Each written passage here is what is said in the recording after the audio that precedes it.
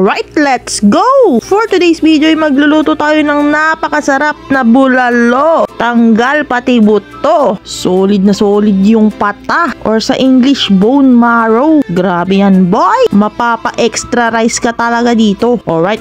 Una sa lahat, first of all, bumili nga tayo ng napaka-fresh na bulalo dito kay Kuya JM sa palengke ng San Fernando, La Union. Pina-chop-chop ko lang hati sa gitna, mga kapulutan, para damang-dama natin yung pata.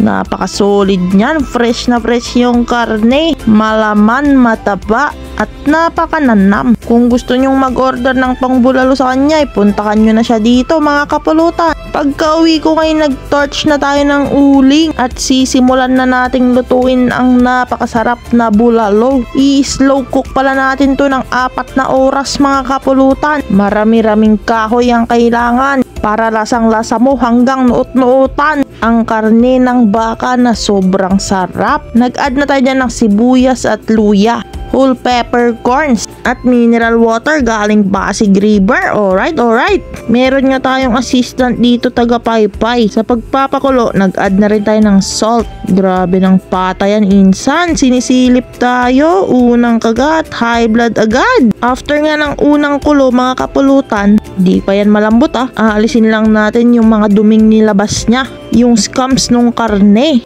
Ay wow, scums. English yun After nga naalis yung scums niya, papakuluin na talaga natin ng tuluyan. Konting MSG lang, pampalasa, at nakakatulong rin yun sa pagpapalambot ng karne. At paubos na nga yung uling, kaya nagpakuha na ako ng mga kahoy panggatong, mga kapulutan. Matagal-tagal pa, 1 oras pa lang ang nakakalipas. Meron pa tayong 3 oras ng pagpapalambot. Mahaba-haba pa ang ating lalakbayin. Marami-rami pang kahoy ang uubusin. Palakas ng apoy. Pero palapit na rin ng palapit ang ating bulalo.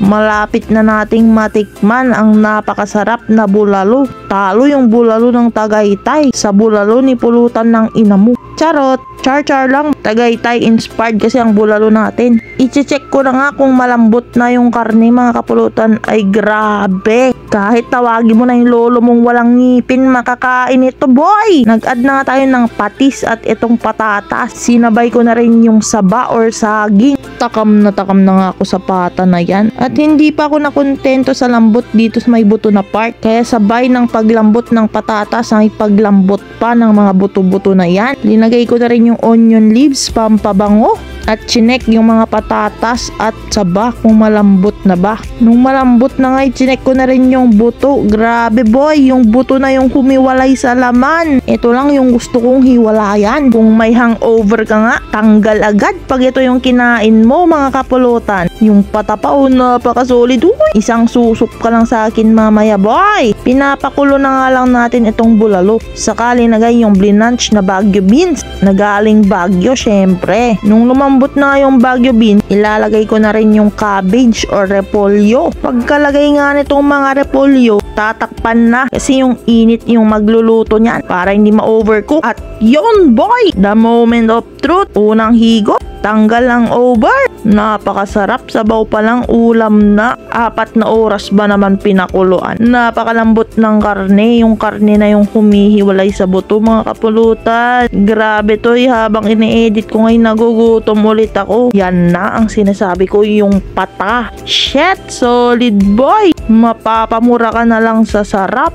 Unang kagat, high blood agad. Nag-blur na nga yung paningin ko. Naulaw na ako. Charot. At yung karne niya, boy, napakasarap. Naglagay nga tayo ng patis at kalamansi at sili dyan, pang sausawan. Pero kahit wala na yan, solid pa rin. Gusto ko lang para may konting sipa ng anghang. O yan, sige, simutin mo yung pata. Yan ang the best part. Tinusok-tusok ko nga hanggang sa luot-nuotan niya. Baka meron pa at sayang yan. Medyo mahal ang bulalo ngayon. Pero kahit na mahal, sulit. Sulit na sulit talaga. Kasi napaka-solid ng karne ng baka. Lalo na kung in-slow cook mo, grabe. Wala na naman, boy. Tama na. Doon ka naman sa karne. Ma-high blood ka dito, sika. Doon sa karne nga ng baka, masarap yung may taba-taba na part. Yan, Ready ko na yung yung gamot ko sa high blood dyan. Kasi grabe ang dami nung kinain ko dito. Minsan lang kasi tayo nakakapagbulalo sa sobrang mahal ng bilihin ngayon, lalo na yung mga karne. Kaya sulitin na natin ang minsan. The best rin ng bulalo pag may gulay mga kapulutan, lalo na kung may saba, bagyo beans at cabbage. Natatakam na ba kayo? Bumili na rin kayo, madali lang gumawa. 4 na oras lang naman eh. Mabilis lang yun. Worth it naman ang pag-aantay mo kasi sobrang sarap ng bulalo. Nung naubos ko na ngayong kanin, syempre kukuha ulit tayo. Bulalo yan eh. Kumakain na nga rin yung family. Shout out kay Kuya Rayma, yung kuya ko nag-sponsor ng bulalo natin ngayon. Yan, sa'yo yung isang pata. Deserve mo yan. Syempre ikaw nagbayad. Abusado naman ako pag kinain ko pa yan, di ba?